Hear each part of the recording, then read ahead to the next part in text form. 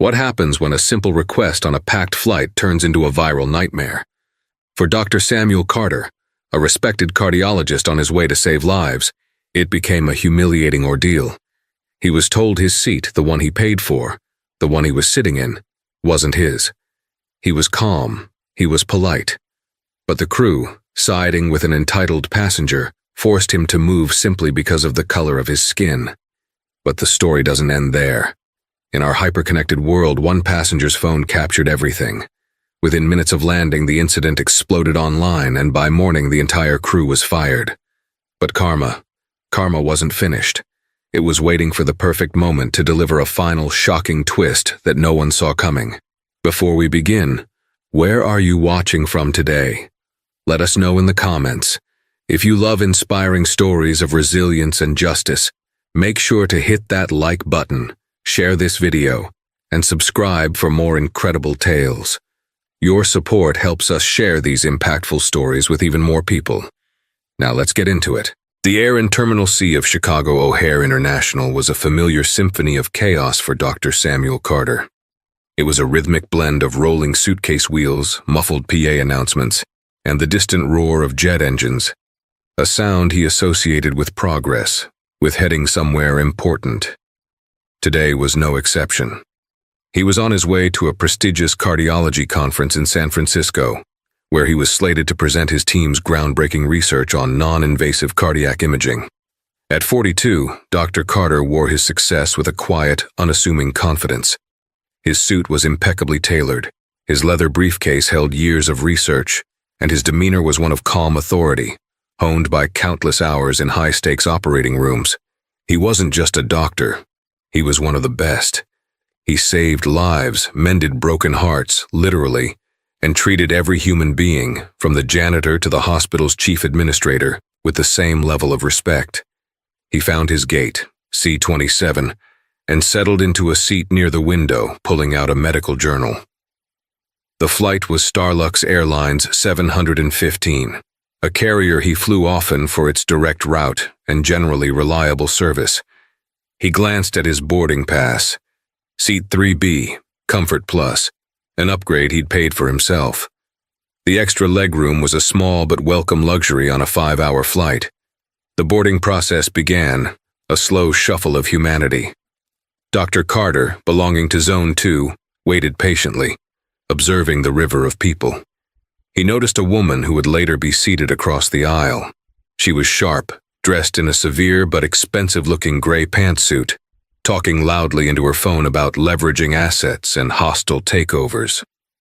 Her voice cut through the terminal's hum like a shard of glass. He filed her away as just another color in the airport's vibrant mural and returned to his journal. When his zone was called, he joined the line, his briefcase in one hand, his carry-on in the other. He greeted the gate agent with a polite nod and a smile, which was returned in kind. Stepping onto the aircraft, the scent of recycled air and disinfectant cleaner hit him. He found his row easily. A young man was already in the window seat, 3A, headphones on, lost in his own world. The aisle seat, 3C, was empty. Dr. Carter stowed his roller bag in the overhead compartment, slid his briefcase under the seat in front of him, and settled into 3B. He buckled his seatbelt, feeling the familiar sense of anticipation that came before any journey. He was just closing his eyes for a moment when a sharp, imperious voice broke his peace. "Excuse me, you're in my seat." He opened his eyes. It was the woman from the gate, the one on the phone. She stood in the aisle, one hand on her hip, the other clutching a designer handbag that probably cost more than his first car. She had a severe haircut and a gaze that seemed to appraise and dismiss him in the same instant. Dr. Carter offered a polite smile. "I'm sorry, I don't think so. I'm in 3B. He held up his boarding pass, the bold print clearly visible. The woman, whose name he would soon learn was Jennifer Caldwell, didn't even glance at it. "No, I'm in 3B. I'm a Platinum Elite member and this is always my seat. There must be a mistake." She said "my seat" with a sense of ownership, as if the seat were a physical extension of her status. "Well," Dr. Carter said, keeping his voice even and calm, My boarding pass says 3B. Perhaps you could check yours? She huffed, a sound of pure exasperation, and rummaged in her expensive bag. She produced her own boarding pass, holding it out with a triumphant flourish. See? 3B.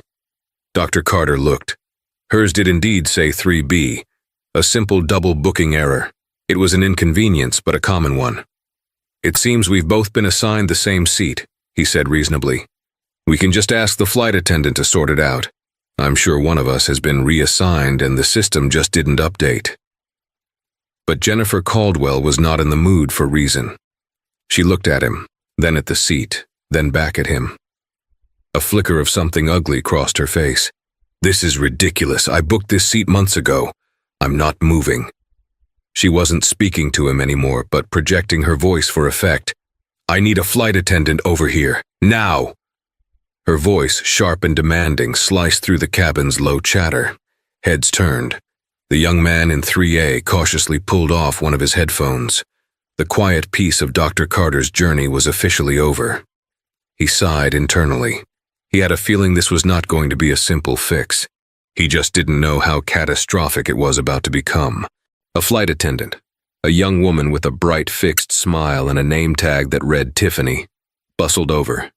Her professionalism was a thin veneer over a hint of anxiety. High-maintenance passengers in premium cabins were a known hazard of the job. Is there a problem here? Tiffany asked, her voice a practiced, soothing melody. Yes, there's a problem, Jennifer snapped, pointing a manicured finger at Dr. Carter. This man is in my seat. I am a Platinum Elite flyer and I am in seat 3B. He refuses to move. Tiffany's gaze shifted to Dr. Carter. He noted the subtle change in her expression. When she looked at Jennifer, her eyes were deferential. When she looked at him, a black man in a suit, her eyes held a flicker of suspicion, a prejudgment he had seen 1,000 times before. It was exhausting. Sir, could I please see your boarding pass? She asked, her tone slightly less accommodating than it had been with Jennifer. Dr. Carter complied without a word, handing it to her. He watched as she compared the two slips of paper. Her brow furrowed. Oh, it seems there's been a double booking in our system. I do apologize for the inconvenience. She looked back and forth between the two of them. I'll have to check my manifest to see who was assigned the seat first. There's no need to check anything, Jennifer declared, her voice rising. I am the Platinum member. That means I get priority. He needs to move. Put him in the back of the plane where he belongs. The last phrase hung in the air, heavy and poisonous. Where he belongs. It was an insinuation wrapped in a command, and it was not lost on Dr. Carter, nor on the other passengers who were now openly staring. The student in 3A flinched. An older woman in the row behind them gasped softly. Dr. Carter's jaw tightened, but his voice remained steady. Ma'am, that comment was entirely uncalled for, he said, his eyes locking with Jennifer's. This is a simple booking error. Let's allow the flight attendant to do her job. Tiffany, however, seemed flustered, caught between airline policy and a clearly valuable and very loud customer. The path of least resistance was tempting. She turned to Dr. Carter. Sir, we do apologize, but Miss Caldwell is one of our most valued flyers. We will find you another comfortable seat. I have a comfortable seat, Dr. Carter replied, his patience beginning to fray. It's this one, the one I paid for an upgrade for. It's a system error, and I shouldn't be the one penalized for it. We can wait for her to find a solution. The solution is that he moves, Jennifer insisted, her voice growing shrill. Tiffany's eyes darted around the cabin. The aisle was blocked. People were growing impatient. She was losing control of the situation. She made a decision. Siding with the loud, belligerent, and clearly wealthy passenger was easier than arguing. Sir, she said, her voice now firm, taking on a tone of authority. I'm going to have to ask you to gather your belongings. We need to clear the aisle and finish boarding so we can depart on time. You're asking me to move based on her status and the color of my skin? Dr. Carter asked, his voice low and dangerous. He wasn't yelling, but the intensity in his words made Tiffany take a step back. Is that Starlux Airlines policy? It has nothing to do with that, sir, Tiffany said quickly, her cheeks flushing. It's a matter of seniority. Her status gives her priority in these situations. It was a lie, or at least a gross misrepresentation of policy, but it was the weapon she chose. I'd like to see that policy in writing, Dr. Carter stated. And I'd also like to speak with your purser or the lead flight attendant. He knew he was creating a delay, but a principle was at stake. It wasn't about the legroom anymore. It was about the casual, venomous racism of Jennifer's comment and the crew's immediate spineless capitulation. It was about dignity. Across the aisle, a young woman with dark-rimmed glasses who had been watching the entire exchange with wide, intelligent eyes quietly repositioned her phone on her lap. The screen was on, and the red dot in the corner indicated it was recording. Her name was Sarah Jenkins, a third-year journalism student at Northwestern, and her instincts told her this was more than just an argument over a seat. This was a story. Tiffany, realizing she was out of her depth, nodded curtly. Fine, I'll get Mark, but he's going to tell you the same thing. She scurried off towards the front of the plane, leaving Jennifer to glare down at Dr. Carter, who met her gaze without flinching. The silent battle of wills continued as the tension in the cabin stretched to a breaking point. The storm was no longer gathering. It had arrived. Mark, the purser, arrived with an air of weary importance. He was a man in his late 50s with thinning gray hair and a posture that suggested he had seen it all and was impressed by none of it. He exuded an aura of by-the-book authority, but it was a book he often interpreted to his own convenience. Tiffany quickly whispered a biased, one-sided version of events into his ear. Platinum member. Confirmed seat. The other passenger is refusing to cooperate, causing a scene. She conveniently omitted Jennifer's racist remark and Dr. Carter's calm demeanor. Mark's face settled into a mask of stern disapproval as he turned his attention to the seated doctor. He didn't ask for Dr. Carter's side of the story. He didn't ask to see his boarding pass. He had already tried and convicted him in the court of cabin convenience. Sir, Mark began, his voice low and devoid of any warmth. My flight attendant has informed me of the situation. We have a confirmed Platinum Elite member, Miss Caldwell, assigned to this seat. Our system shows your booking was a late-stage reassignment that should have been placed elsewhere. It's a computer glitch. It was a complete fabrication, designed to create a narrative where Dr. Carter was unequivocally in the wrong. Dr. Carter, who had booked his flight 6 weeks in advance, knew it was a lie.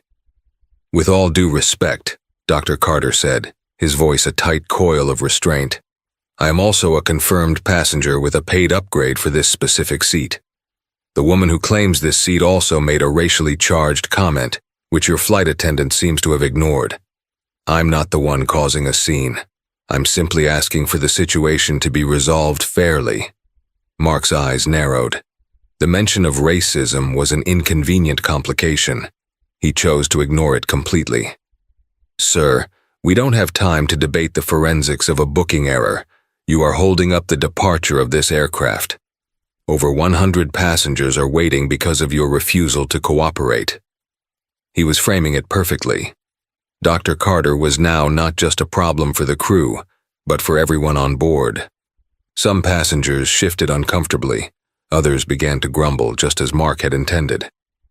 So, cooperation means I voluntarily give up the seat I paid for and accept being treated with disrespect, Dr. Carter challenged. Cooperation means you follow the instructions of the flight crew, Mark retorted, his voice hardening. This is a federally regulated environment. Failure to comply with a crew member's instruction is a serious offense. Now I'm instructing you to take your belongings and move to the seat we have found for you in the rear of the aircraft. It was a threat, veiled in the language of procedure. The implication was clear. Move, or we will have you removed. Jennifer Caldwell watched with a smug, satisfied smirk. This was the authority she expected her status to command. This was the world working as she believed it should. Dr. Carter looked from Mark's cold, uncompromising face to Tiffany's nervous one, then to Jennifer's triumphant sneer. He then glanced around the cabin. He saw the averted eyes, the people who just wanted to get on with their journey. But he also saw Sarah Jenkins, the journalism student, still discreetly recording. He saw the disgust on the face of the older woman in the row behind him. He saw the troubled look on the young man next to him. He had two choices. He could continue to resist, likely be forcibly removed by airport security, miss his conference, and become another statistic in a news cycle that would last a day. Or he could make a different kind of statement. With a slow, deliberate grace that spoke more of power than defeat, Dr. Carter began to unbuckle his seatbelt. "You should all be ashamed of yourselves," he said, his voice quiet but carrying through the silent cabin. "Not just for your prejudice, but for your cowardice." He reached under the seat, retrieved his briefcase, and stood up, moving into the aisle. He didn't look at Jennifer as she slid triumphantly into the seat he had just vacated. He kept his gaze fixed on Mark. "What is the new seat assignment?" he asked, his tone dripping with icy professionalism. 28E, Mark said, his voice clipped. "A middle seat, at the very back of the plane near the lavatories." It was the ultimate insult, a clear and deliberate punishment. Dr. Carter gave a single sharp nod. He turned without another word and made the long, humiliating walk down the aisle. He could feel every eye on him. It was a walk of shame they had intended for him, but he held his head high, his back straight. He refused to give them the satisfaction of seeing him broken. As he passed Sarah Jenkins, their eyes met for a fraction of a second. She gave him a tiny, almost imperceptible nod. In that moment, Dr. Carter knew this wasn't over. The injustice had been committed, it had been documented, and the trial was yet to come. The 5-hour flight to San Francisco was one of the longest of Dr. Samuel Carter's life. He was squeezed into 28E, a non-reclining middle seat between a large man who immediately fell asleep and started snoring on his shoulder, and a young mother with a fussy toddler. The proximity to the lavatories created a constant stream of traffic and unpleasant odors. It was a world away from the Comfort Plus seat he had paid for, but the physical discomfort was nothing compared to the simmering humiliation. He tried to read his journal, to prepare his notes for the conference, but the words blurred. The scene replayed in his mind: Jennifer Caldwell's sneering face, Tiffany's calculated deference, and Mark's cold, threatening ultimatum. It wasn't the inconvenience that stung. It was the blatant, systemic nature of it all. He was a highly respected surgeon, a man who dedicated his life to healing others. Yet in that moment, he had been reduced to an obstacle, his identity and accomplishments erased by the color of his skin. Throughout the flight, he maintained a quiet dignity. He was polite to the mother next to him, even offering to hold her child's toy when she dropped it. He didn't complain. He didn't make a sound. His silence was his armor. Up in row 3, Jennifer Caldwell sipped her complimentary champagne, basking in her victory. She made a few more loud business calls before takeoff, ensuring everyone around her knew how important she was. She felt vindicated. The world had been set right. A minor annoyance had been dealt with efficiently. She gave no more thought to the man she had displaced than she would to a piece of lint she'd brushed off her expensive suit. The Starlux Airlines headquarters in Atlanta, Mark and Tiffany went about their duties, the professional smiles plastered back on their faces. To them, the incident was closed. A problem passenger had been handled. They had enforced the rules, or their version of them, and maintained order. They might have even felt a sense of pride in their decisive action. But in seat 14C, Sarah Jenkins was hard at work. As soon as the plane reached cruising altitude and the Wi-Fi service was activated, she began her own mission. The 10-minute video she had recorded was crystal clear. The audio was sharp. It captured everything: Jennifer's initial demand, her "where he belongs" comment, Dr. Carter's calm reasoning, Tiffany's deference to Jennifer, and Mark's thinly veiled threats. She trimmed the video slightly, cutting out the moments of shaky camera work, and wrote a concise, factual caption. Onboard Starlux Airlines Flight 715 from ORD to SFO. A black man, a doctor, was forced by the crew, purser Mark F.A. Tiffany, to give up his paid Comfort Plus seat for a white woman, Jennifer Caldwell, a Platinum Elite member. She made racist remarks and the crew sided with her, threatening the man before moving him to a middle seat at the back of the plane. The injustice was breathtaking. Share this. Starlux Airlines needs to be held accountable. She included the hashtags #StarluxShame #flying while black #justice for Dr. Carter #Jennifer Caldwell. Then with a deep breath she uploaded it to Twitter, Instagram, and TikTok. For the first hour, nothing much happened. A few likes, a handful of retweets from her friends. But then a prominent civil rights activist with millions of followers saw it and shared it. And the digital spark ignited a wildfire. By the time the plane began its descent into San Francisco, the video had been viewed over 1 million times. #StarluxShame was the #1 trending topic in the United States. News outlets were already scrambling, embedding the video in online articles. The comment sections were a torrent of outrage. People were dissecting the video frame by frame. Mark's authoritarian posture, Jennifer's smug smirk, Dr. Carter's incredible composure. When the plane finally touched down and the fasten seatbelt sign pinged off, the world had changed for everyone involved in the incident in row 3. As passengers turned their phones back on, a cascade of notifications and alerts flooded the cabin. Jennifer Caldwell's phone buzzed incessantly. She looked at her screen, her face paling as she saw her name and face plastered everywhere, attached to words like racist and entitled. Mark and Tiffany, checking their own devices, saw their names and faces linked to articles about discrimination. They looked at each other, a silent, dawning horror passing between them. Dr. Carter's phone also lit up, but with messages of support from friends and colleagues who had seen the video. He walked off the plane into a world that was now furiously debating the indignity he had just suffered. As he stepped into the terminal, he saw her, Sarah Jenkins, the student. She was waiting for him. "Dr. Carter?" she asked tentatively. "I'm Sarah. I'm the one who filmed that. I am so sorry you went through it. Is there anything I can do?" Dr. Carter looked at the young woman, at the fire and determination in her eyes. For the first time since the ordeal began, a small, weary smile touched his lips. "I think," he said, "you've already done it." Was in full-blown panic mode. The viral video wasn't just a small PR problem. It was a 5-alarm corporate inferno. The phones in the communications department were ringing off the hook. Major news networks were calling. Their stock was already showing signs of a pre-market tumble. An emergency meeting was convened in the executive boardroom, a sterile glass-walled room on the top floor.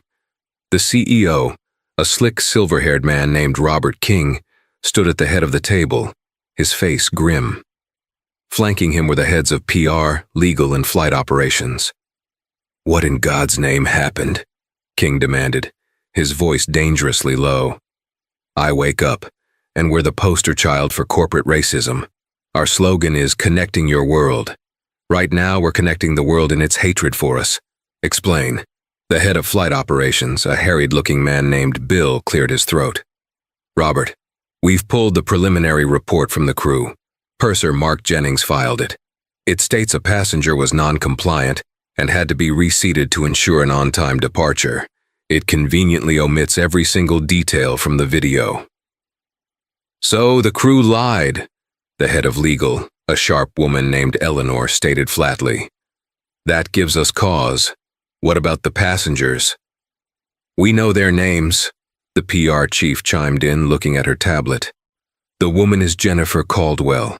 She's a senior partner at a major corporate law firm in Chicago. A top-tier frequent flyer, yes, but her company also has a massive travel account with our competitor. The man is Dr. Samuel Carter. He's not just a doctor. He's a leading cardiologist at Johns Hopkins. He was flying to the keynote medical conference of the year, where he's a speaker." A collective groan went through the room. It couldn't be worse. They hadn't just mistreated a random passenger. They had publicly humiliated a respected, high-profile professional. "This isn't about one seat anymore," Robert King said, pacing the room. "This is about our brand's survival. The crew, Mark Jennings, Tiffany Brewer, and the pilots who did nothing to intervene. What are their records? Mark Jennings has a few minor passenger complaints over a 30-year career, mostly for being gruff, Bill reported. Tiffany Brewer is 2 years in, clean record. The captain, Richard Davies, is one of our most senior pilots. A sterling 25,000-hour record. He claims he was only told there was a seating duplication that the cabin crew was handling. He never got the full story until they landed. Ignorance is not an excuse, King snapped. He is the ultimate authority on that aircraft. His failure to inquire further makes him complicit. They all failed. They represented Starlux Airlines and they represented us as bullies and bigots. The decision was swift and brutal. There was no room for investigation or nuance. The court of public opinion had already delivered its verdict, and the only way for Starlux to save itself was to be the executioner. Draft a statement, King ordered the PR chief. Full, unreserved apology to Dr. Carter. We will be refunding his ticket, offering him a substantial travel credit, and making a major donation in his name to a charity of his choice. And we are grounding the entire crew of Flight 715 pending termination. The entire crew? Bill asked, surprised. Even the ones not involved? The video shows at least 2 other flight attendants standing by, watching and doing nothing. Eleanor, the lawyer, clarified. Their inaction makes them culpable. It demonstrates a catastrophic failure of training and professional ethics. We cut out the entire cancer, or the disease will be perceived to have spread. Within an hour, the official statement was released. It was plastered on their website, their social media, and sent out to every major news agency. It named no one, but the message was unmistakable. Starlux Airlines offers its deepest and most sincere apologies to Dr. Samuel Carter. The actions of the crew on Flight 715 were appalling and unacceptable. They have been removed from duty, and termination proceedings have begun for all employees involved. We are immediately implementing a full review of our de-escalation, conflict resolution, and sensitivity training. The firings were effectively public.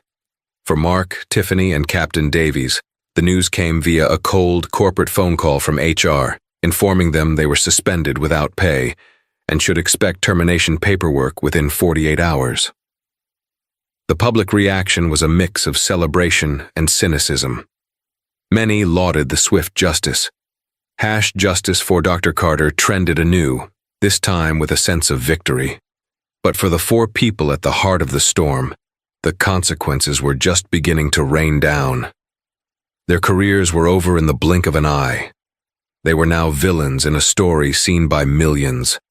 And as they would soon discover, losing their jobs was only the first chapter of their karmic punishment. The public firing was a guillotine, swift and final. But the fallout, the slow, agonizing bleed-out of the lives they had built, was the true punishment. For Jennifer Caldwell, the corporate lawyer, the nightmare was instantaneous. The name of her prestigious Chicago law firm, Sterling, Cromwell & Finch, was visible on her luggage tag in a high-resolution screenshot of the video. The firm, which prided itself on its glossy diversity and inclusion brochures, was inundated with calls and emails. Their social media was flooded with accusations of hypocrisy. She was summoned to a meeting the next morning.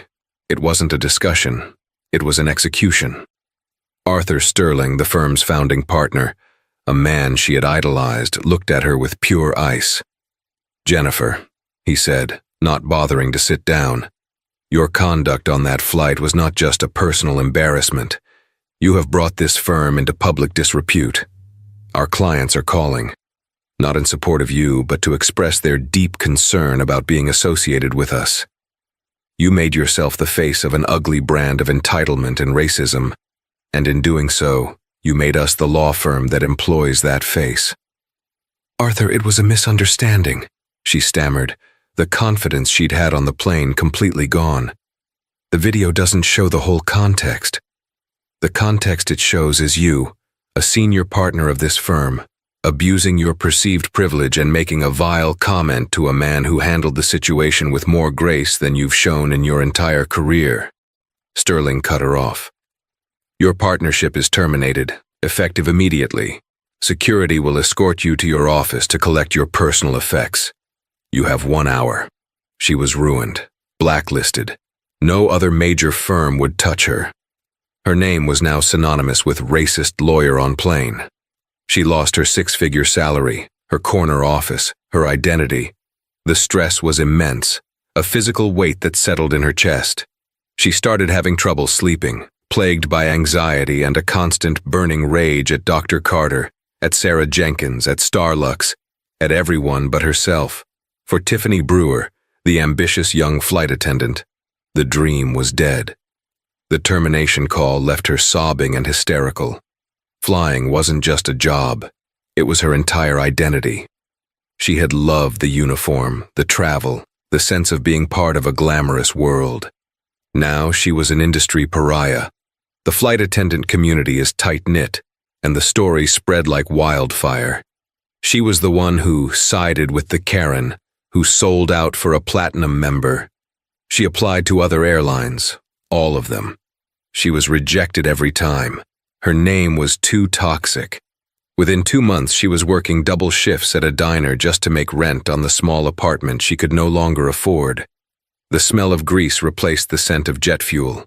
The friendly chit-chat with customers was a constant, bitter reminder of the career she had thrown away, because she lacked the courage to do the right thing.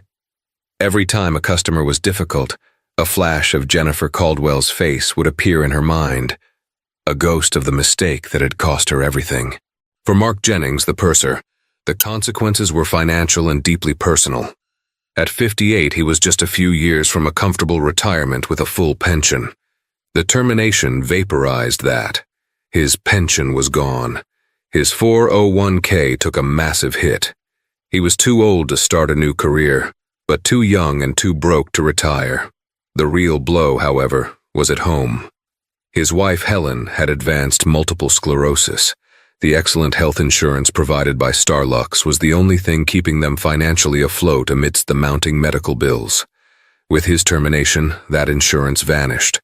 The cost of her medication and in-home care was astronomical, and they were now facing a mountain of debt with no income. He had to sell their home, the one they had lived in for 30 years, and move into a small, cramped apartment. The shame was a physical illness. He, the man of rules and order, had made a catastrophic misjudgment, and his wife was paying the steepest price. His authority had crumbled into destitution. For Captain Richard Davies, the punishment was one of quiet, professional shame. While he wasn't as publicly vilified, within the aviation world, his reputation was shattered. A captain's primary duty is the safety and well-being of everyone on board. He had failed to maintain that well-being, delegating his authority and allowing a toxic situation to fester in his cabin. The FAA launched its own investigation into the incident. He wasn't fired in the end, but he was demoted. Stripped of his command of the prestigious international routes, he was reassigned as a first officer on domestic red-eye flights, the graveyard shift of the skies. Every pilot he flew with knew his story. The quiet respect he once commanded was replaced by whispers and awkward silence in the cockpit. His perfect record was forever stained. He was no longer Captain Davies, master of the skies. He was the guy from that video, a cautionary tale of failed leadership. The crew and the passenger who had acted with such arrogance and authority were now broken, scattered by the winds of consequence. They had forced one man to move, and in doing so, had been violently uprooted from their own lives. Karma had been served, it seemed, but fate had one more hand to play. A final, brutally ironic twist was waiting in the wings. 6 months passed. The world, for the most part, moved on. The #StarluxShame hashtag became a memory in the fast-moving current of the internet. Dr. Samuel Carter had politely declined most interview requests, stating only that he hoped the incident would lead to meaningful change. He funneled the donation from Starlux into a scholarship fund for underprivileged medical students. He returned to his life, to his work, to saving people. The others were not so fortunate. They were living in the quiet wreckage of their former lives. One crisp autumn afternoon, Dr. Carter found himself back at Chicago O'Hare. this time for a short flight to a family reunion in Minneapolis. The journey was blessedly uneventful. He navigated security, found his gate, and sat down with a coffee and a newspaper. He was absorbed in an article when a sudden commotion erupted near the central food court, just yards from where he was sitting. People were shouting, "Somebody help! Call 911! Is there a doctor?" Dr. Carter's head snapped up. His instincts, honed over 2 decades, took over instantly. He folded his paper, abandoned his coffee, and strode quickly toward the chaos.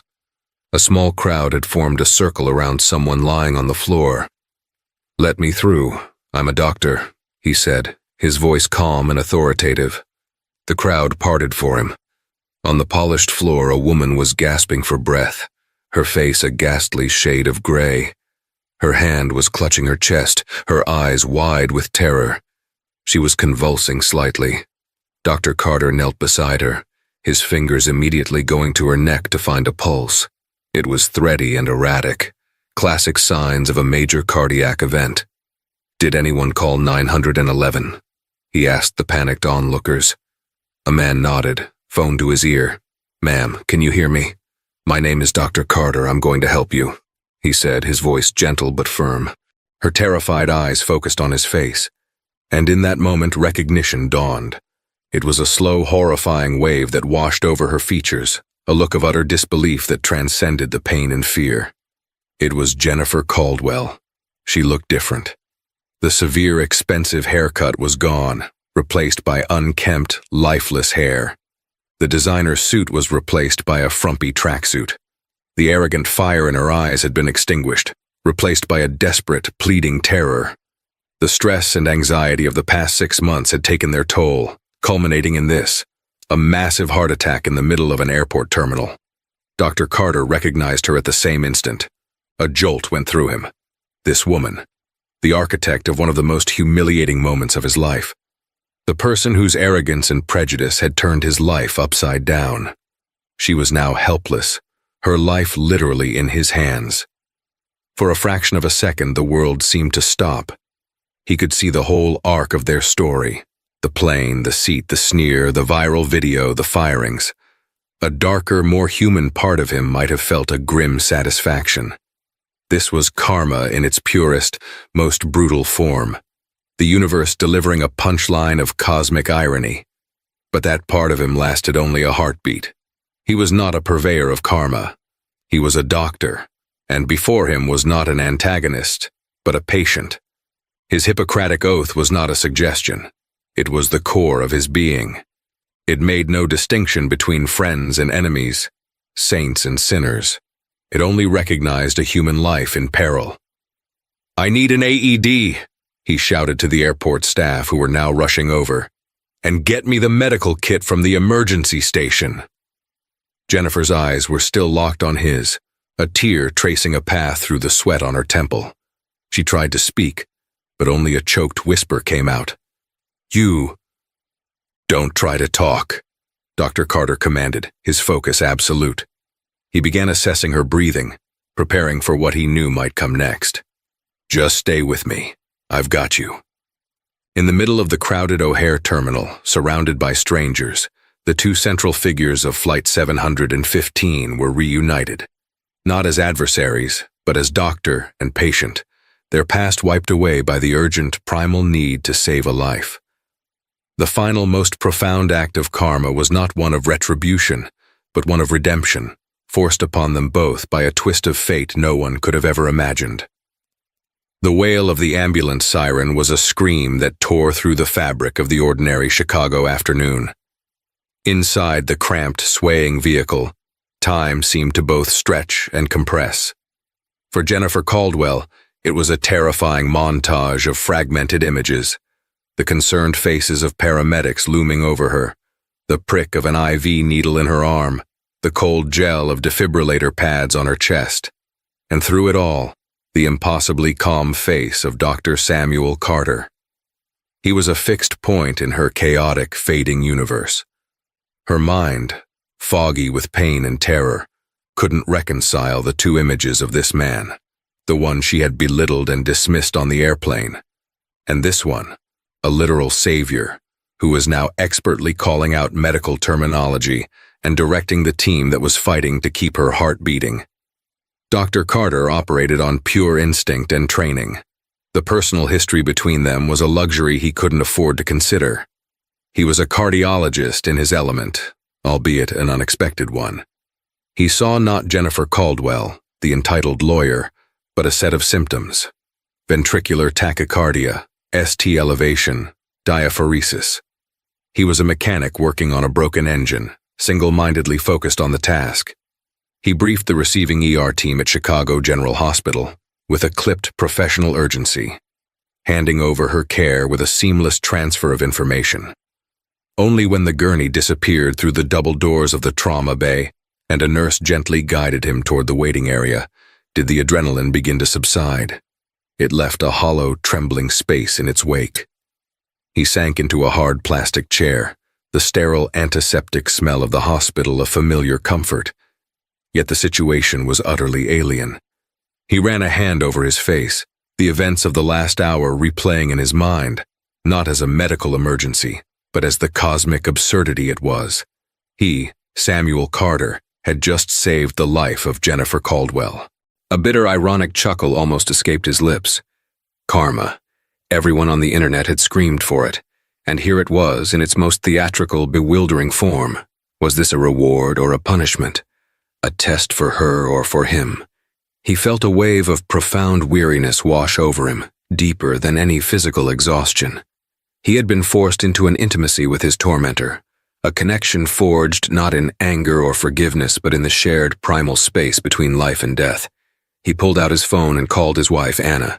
His voice was steady, but she knew him too well. "Sam, you sound off. Is everything okay with your flight?" "Flight's delayed. There was an incident at the airport." He paused, trying to find the right words. "You're not going to believe this.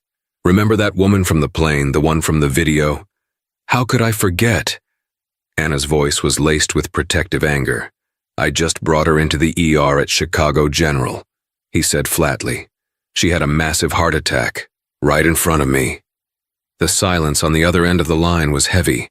Anna knew the depth of the humiliation he had quietly endured. She had seen the way he flinched for weeks afterward whenever his phone buzzed with a news alert. "My God, Sam," she finally whispered. "Is she?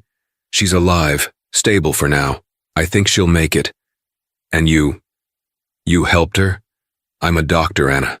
It's what I do."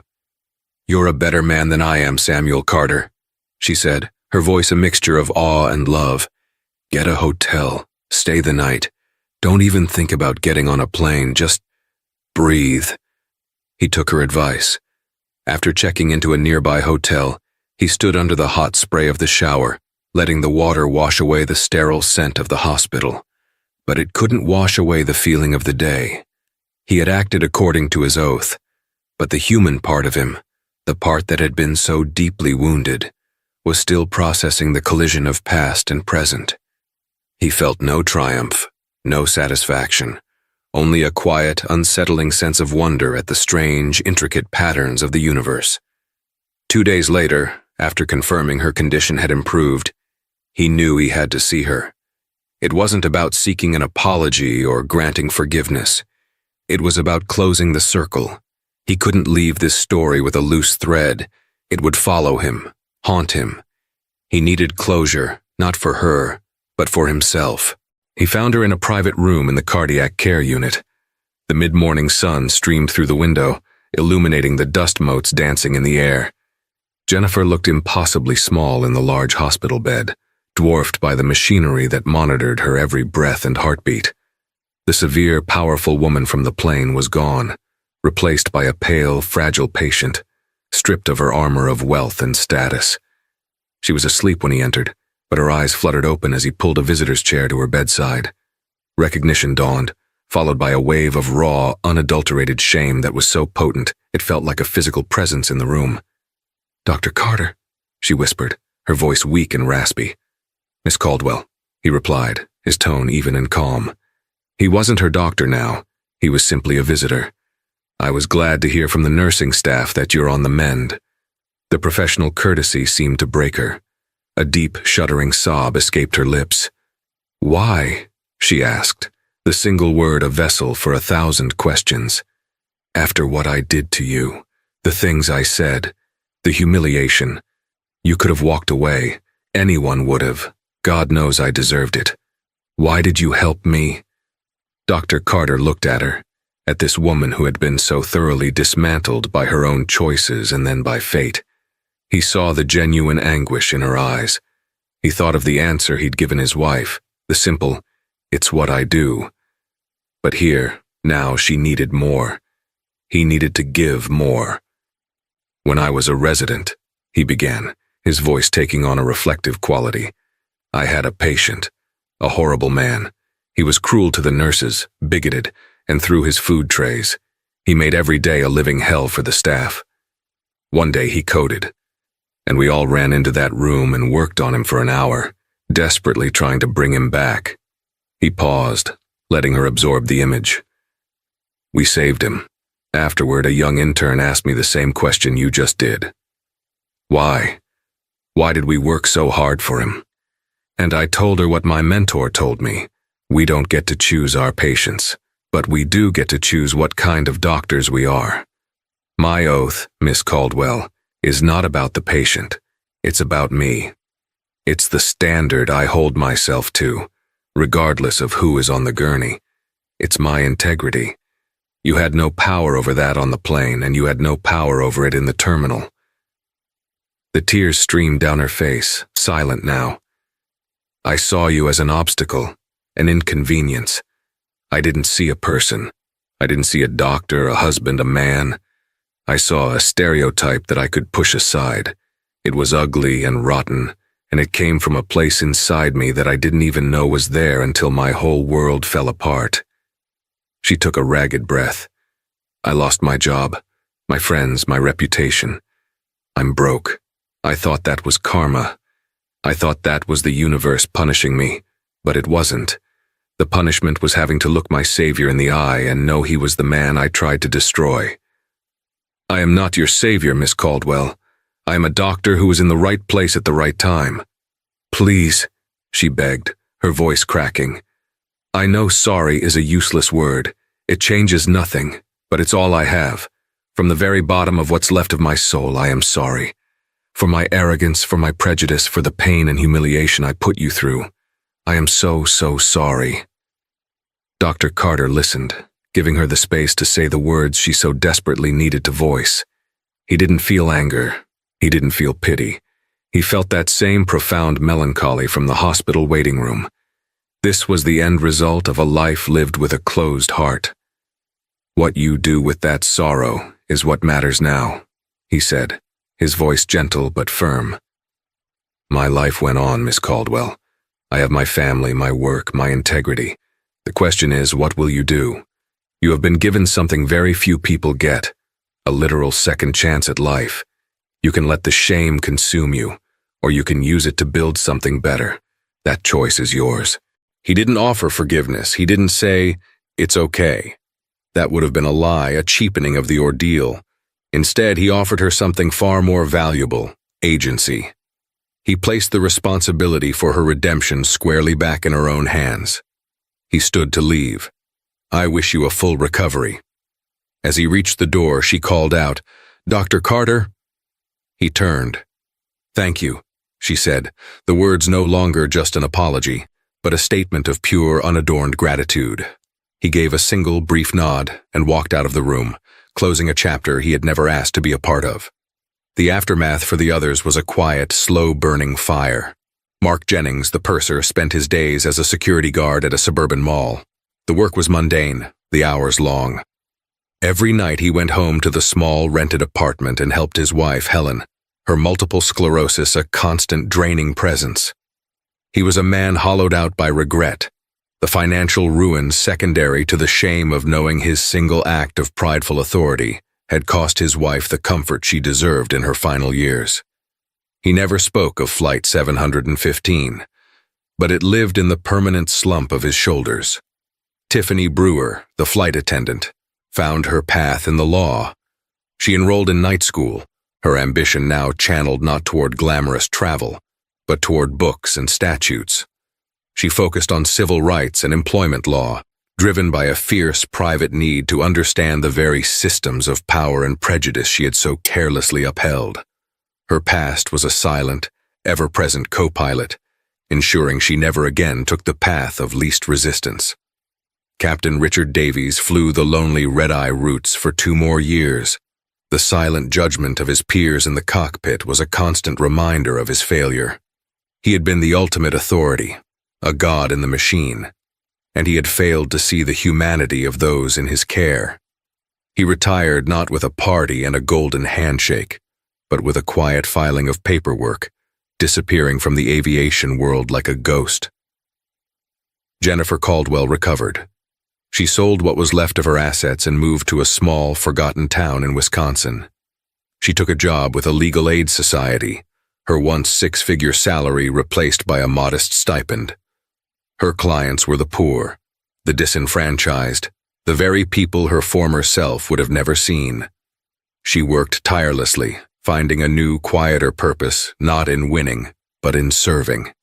She was paying a penance not to Dr. Carter or the world, but to the woman she should have been all along. Dr. Samuel Carter went home to his family. He poured the considerable donation from Starlux into the scholarship fund he'd established, and he took great joy in meeting the bright, ambitious young students it supported. He continued to mend hearts, to teach, and to live a life of quiet dignity. The incident at O'Hare became a part of his story, a testament not to the world's ugliness, but to the unshakable strength of his own character. He had faced down hatred and had answered it with healing, the most profound victory of all. In the end, this wasn't just a story about a viral video or instant karma. It was a story about character, the character of those who abuse power, and the character of the man who refused to be defined by their prejudice. Dr. Samuel Carter's ultimate response wasn't anger or revenge. It was a quiet, profound act of professionalism and grace that spoke louder than any angry tweet or news headline. He showed that true strength isn't in putting someone in their place, but in remembering your own, even when others forget their humanity. This story is a powerful reminder that our actions, big and small, have consequences that can ripple out in ways we can never predict. But it's also a testament to the fact that decency, professionalism, and holding true to your principles is a form of power that no one can ever take away from you. If this story moved you, please hit that like button. Share it with someone who needs to hear it. And be sure to subscribe for more real-life dramas that reveal the best and worst of human nature. Thank you for listening.